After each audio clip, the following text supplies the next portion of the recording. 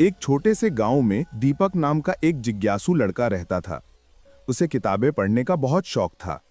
एक दिन वो अपने दादाजी के पुराने कमरे में खोजबीन कर रहा था कि उसे एक धूल से ढकी सुनहरी किनारों वाली किताब मिली।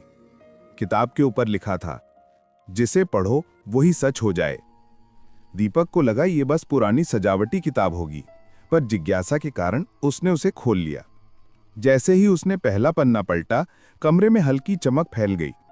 पहला वाक्य लिखा था, एक रंग बिरंगा पक्षी उड़कर कमरे में आया। डरते डरते दीपक ने ऊपर देखा और सच में एक छोटा इंद्रधनुषी रंगों वाला पक्षी कमरे में फड़फड़ाता हुआ घूम रहा था। दीपक चौंक गया। उसने तुरंत किताब बंद कर दी, पर थोड़ी देर बाद उसे मजा आने लगा। उसने फिर किताब खोली और लिखा। अब एक मददगार छोटा रोबोट प्रकट हुआ। पल भर में छोटे छोटे पहियों वाला प्यारा सा रोबोट उसके सामने था। हेलो दीपक, मैं आपकी सहायता के लिए तैयार हूं, रोबोट ने कहा।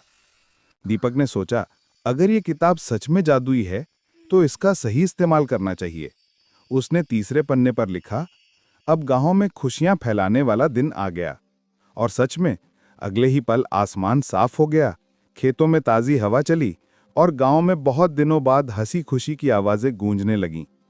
लेकिन तभी दादाजी कमरे में आए और मुस्कुराते हुए बोले, दीपक, ये किताब तुम्हें इसलिए मिल गई क्योंकि तुम्हारा दिल साफ है।